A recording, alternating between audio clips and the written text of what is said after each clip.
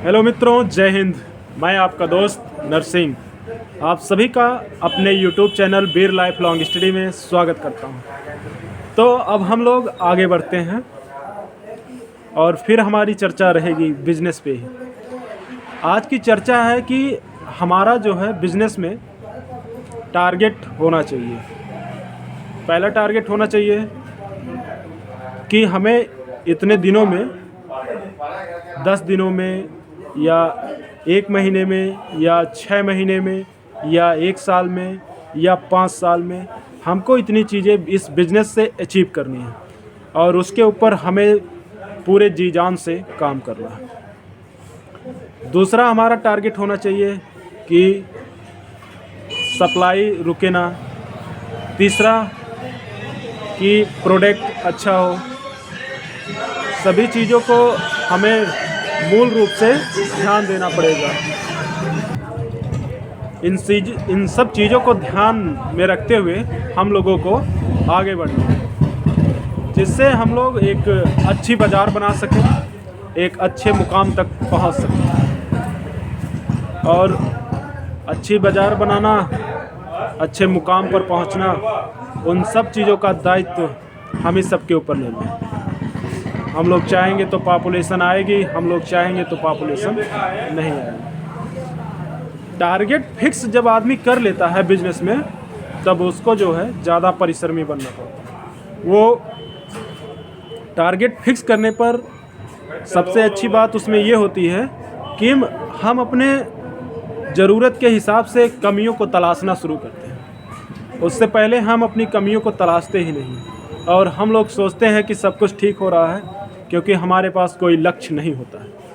इसीलिए उसमें एक लक्ष्य होना ज़रूरी है और उसी के ऊपर काम करना पड़ेगा आप, तब जाके आप सब हम लोग आगे बढ़ पाएंगे।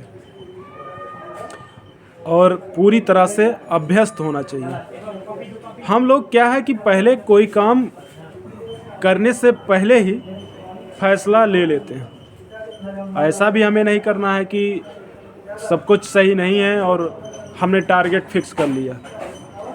आप जिस चीज़ में हैं और आपके पास जितनी सुविधाएं उपलब्ध हैं, आप उसमें कितना बेहतर कर सकते हैं, आपको टारगेट उस हिसाब से बनाना है। ना कि ऊल जुलूल हिसाब बना के आप अपना टारगेट फिक्स कर दें और उससे बाद में आप समय पूरा होने पर खुद को परेशान करें।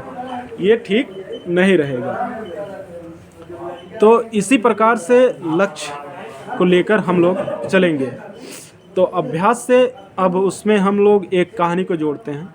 आइंस्टीन का नाम सभी लोगों ने सुना होगा। आइंस्टीन सभी जगह, सभी कॉलेजों में या अच्छी अच्छी जगहों पर भाषण देने जाते थे। जो उनका ड्राइवर था, उनका भाषण डेली सुनता था और उसे रीड करता रहता था। एक दिन उसके मन में ख्याल आया और उन्होंने आइंस्टीन से कहा, सर आपका सारा भाषण मुझे हूबहू याद हो गया है। अगर आप कभी मुझे मौका देंगे तो मैं भाषण अवश्य दूंगा। एक दिन आइंस्टीन को अपने शहर से कहीं बाहर भाषण देने जाना था। ड्राइवर उन्हें लेकर गया और उस दिन आइंस्टीन के मन में आया कि आज हमें वहाँ पर कोई जानता नहीं है और आज हम अपने ड्राइवर को मौका देते हैं। ड्राइवर को मौका मिला, ड्राइवर ने भाषण दिया। आइंस्टीन को भी उसका भाषण बहुत अच्छा लगा। आइंस्टीन ने जितनी उम्मीद की थी, ड्राइवर ने उससे ज़्यादा अच्छा भाषण दिया। लेकिन भीड़ को बहुत मज़ा आया। लेकिन एक छोटा सा बच्चा उस भीड़ से खड़ा होकर पूछा, सर मेरा एक सवाल है। तो समझदार व्यक्ति के साथ रहते रहते समझदारी आपकी बढ़ेगी। अगर आपको अच्छा बिजनेस करना है तो आपको सभी लोगों से मिलना पड़ेगा, तब जाके आप अच्छा बिजनेस कर सकते हैं। ये कहानी इसके ऊपर थी। तब वो ड्राइवर से सवाल किया। अब ड्राइवर को तो सिर्फ रटी रटी कहानी याद थी। तो उसने कहा कि ऐसे जो आप सवाल हमसे कर रहे हो, ये तो हमारे ड्राइवर को पता है। और जो कि ड्राइवर आइंस्टीन ही थे। उस दिन के ड्राइवर आइंस्टीन थे, क्योंकि उनका ड्राइवर ही आइंस्टीन बना हुआ था।